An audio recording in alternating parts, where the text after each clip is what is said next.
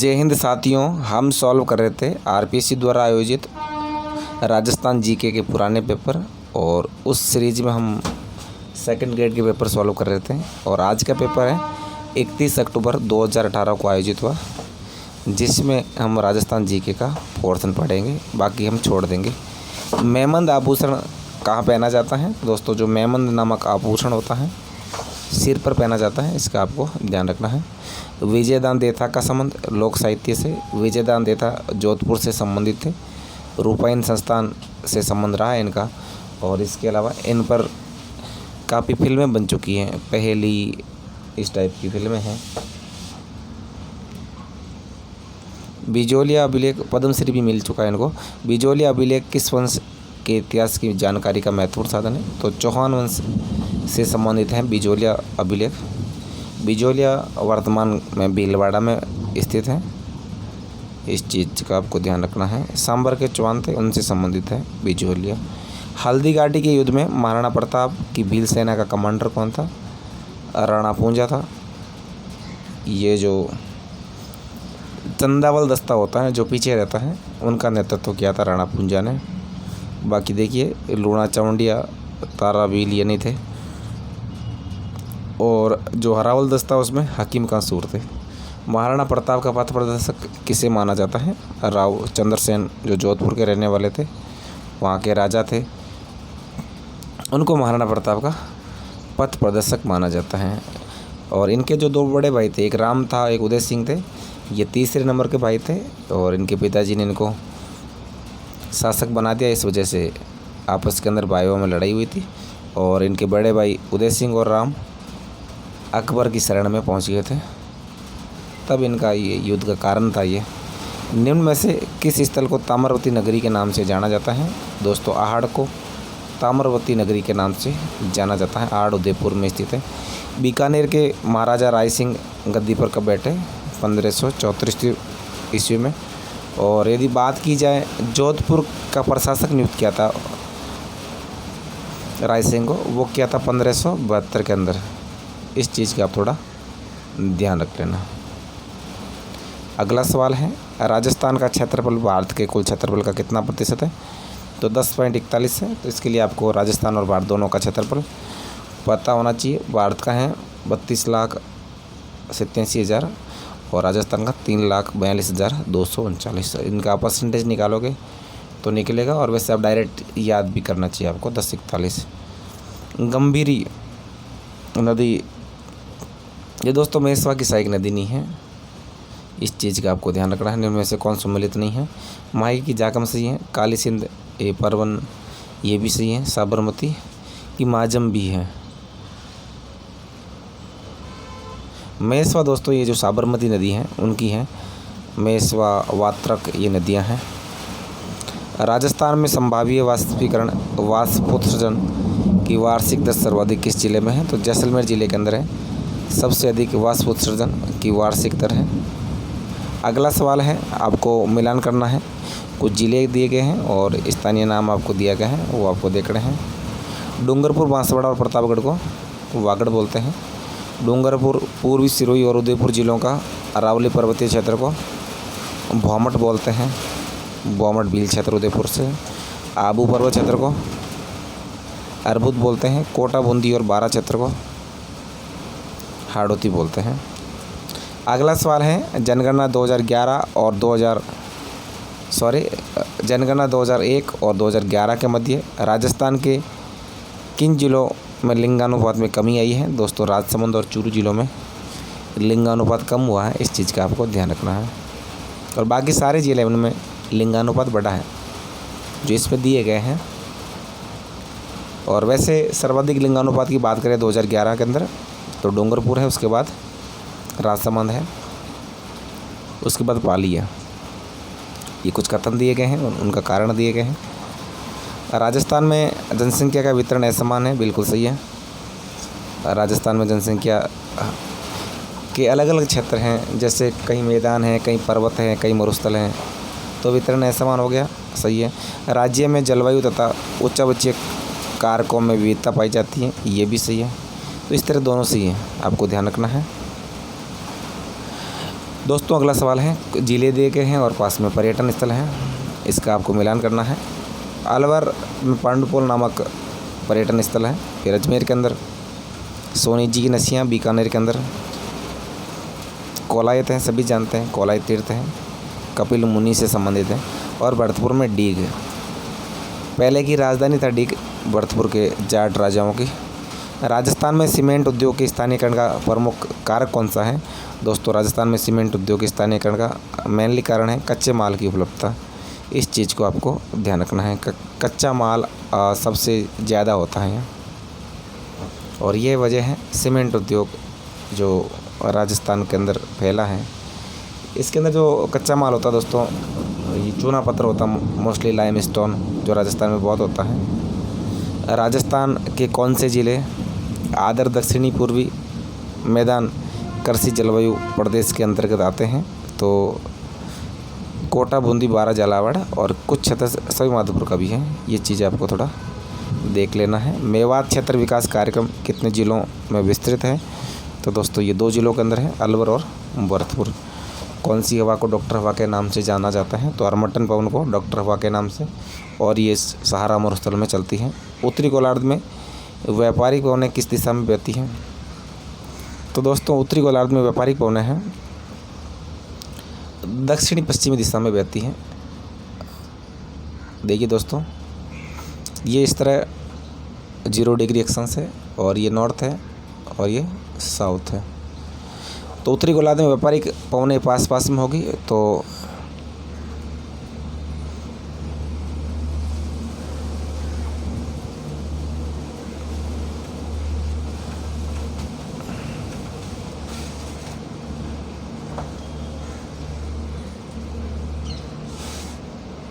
ऐसे बहेगी है इस टाइप के। तो ये उत्तर पश्चिम से और दक्षिण पश्चिम की ओर बहेगी।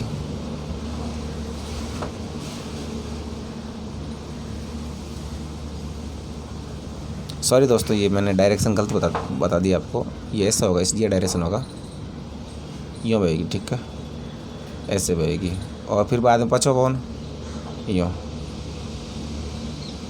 काजीरंगा राष्ट्रीय उद्यान कहाँ स्थित है? किस लिए प्रसिद्ध है? एक सींग वाले भारतीय गैंडे के लिए। आसाम के अंदर है ये। वैसे इंडिया जीके का है, अभी छोड़ देते हैं ये, अभी राजस्थान जीके ही करेंगे केवल हम। मैं आपको बाद में करा दूंगा।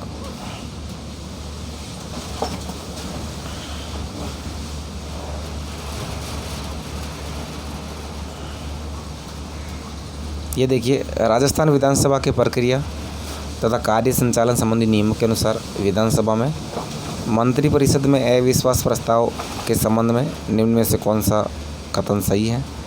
दोस्तों ए और बी सही बताया है इन्होंने कि कौन कौन से हैं, क्या है।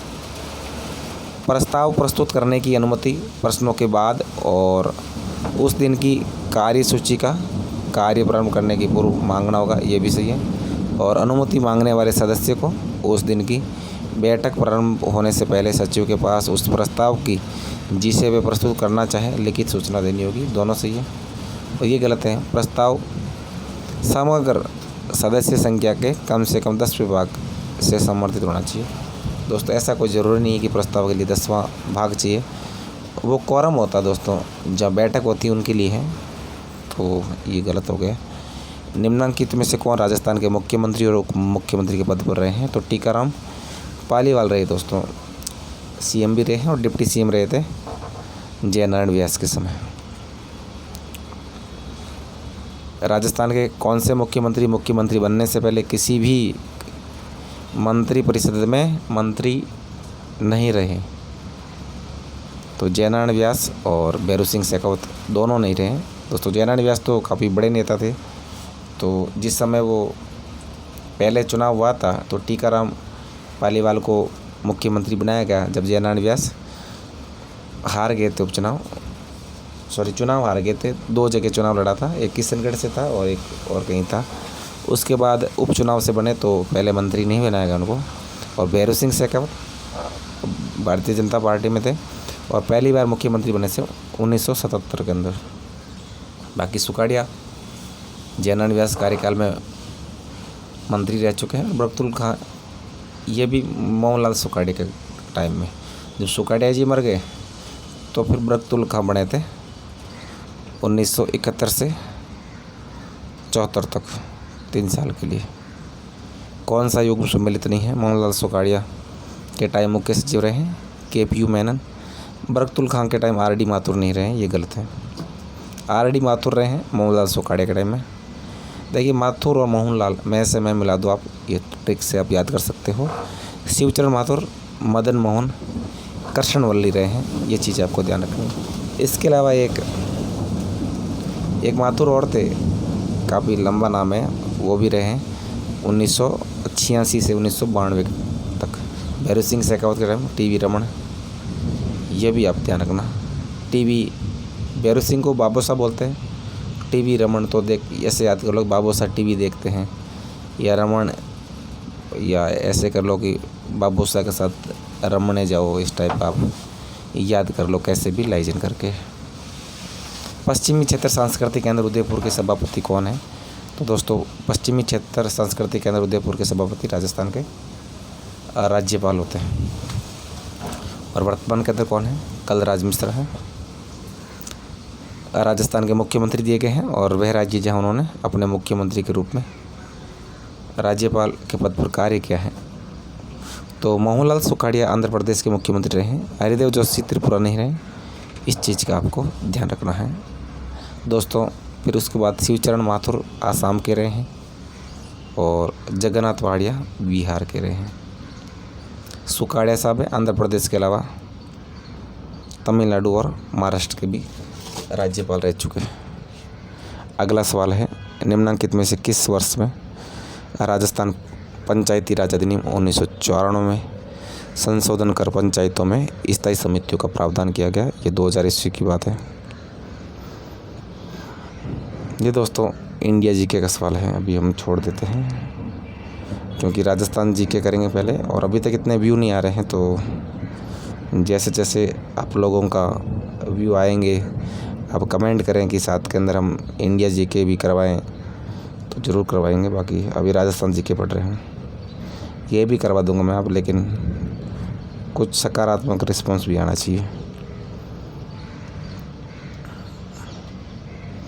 अभी ये राजस्थान GK ढूंढ रहे हैं हम यहाँ पर।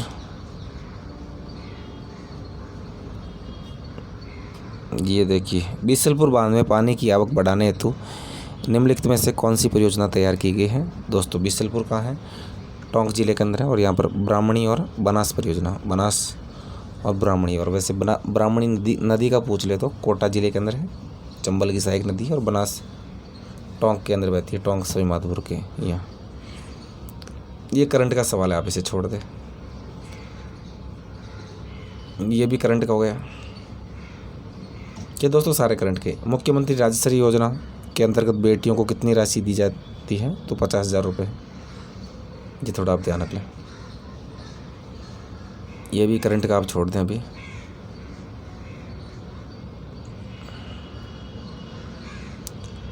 राजस्थान में बच्चों के पोषण स्तर में सुधार हेतु अन्नपूर्णा दूध योजना, ये भी करंट का हो गया 2 जुलाई 2018।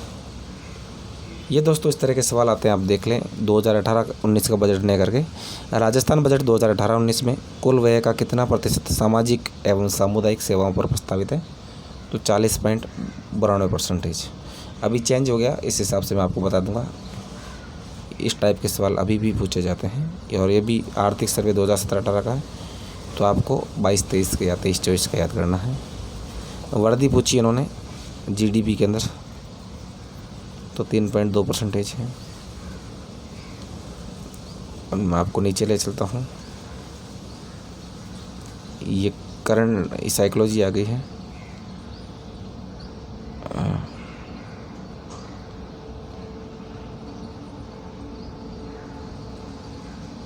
हाँ, अब देखिए, मुकाम प्रसिद्ध है दोस्तों। मुकाम विष्णुओं के लिए है, विष्णुओं का पवित्र तीर्थ स्थल है, और मुकाम बीकानेर जिले में पड़ता है। कोटा के किस शासक के काल को कोटा स्कूल की चित्रशैली का उत्कृष्ट काल माना जा सकता है? तो महाराव उम्मेद सिंह प्रथम। इस चीज़ का भी आपको ध्यान रखना है। श्रीमती रमा देवी राजस्थान के किस किसान आंदोलन से संबंधित रही हैं? दोस्तों बिजोलिया किसान आंदोलन से संबंधित रही हैं रमा देवी। काफ़ी महिलाएं रही हैं दोस्तों बिजोलिया किसान आंदोलन से, ऐसे भी आप कर लेना। डोला मारू कहानी में डोला के विवाह के समय उम्र ओनली 3 साल थी।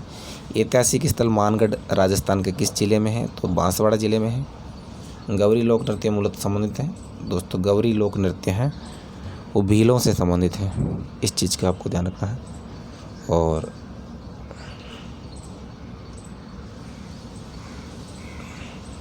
वालर नृत्य होता है ग्रासियों से संबंधित, तो वहाँ लोकवाद्य का इस्तेमाल नहीं किया जाता। ऐसा सवाल आया था अभी आरपीसी सेकंड ग्रेड शारीरिक शिक्षा के लिए, अभी जो 30 अप्रैल 2023 को आयोजित हुआ।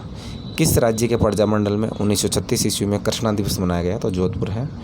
आबानेरी और राजौरगढ़ के कलात्मक वैभव किस काल के हैं? दोस्तों गुर्जर प्रत्यार काल के हैं आबानेरी और राजौरगढ़ के कलात्मक वैभव। किस दुर्ग को गढ़बीटली नाम से जाना जाता है? तारागढ़ किला अजमेर वाले को। अब बूंदी वाला मत कर देना। बाबूजी का मुख्य तीर्थ स्थल कोलू गाँव है फलोदी के अंदर। अजमेर मेरवाड़ा का राजस्थान में विलय 1 नवंबर 1956 7वें और अंतिम चरण में। चार चौमा मंदिर कोटा के अंदर, ये सवाल आपके लिए नया हो सकता है। जीण माता का मेला राजस्थान के किस जिले में वर्ष में 2 बार आयोजित होता है? तो सीकर जिले के अंदर। दोस्तों इसी के साथ हमारा ये आज का सेकंड ग्रेड का पेपर राजस्थान जीके से संबंधित पूरा होता है। आपको मेरा वीडियो कैसा लगा है? यदि वीडियो पसंद आया तो वीडियो को लाइक करें, चैनल को सब्सक्राइब करें। आज के लिए बस इतना ही। जय हिंद जय भारत।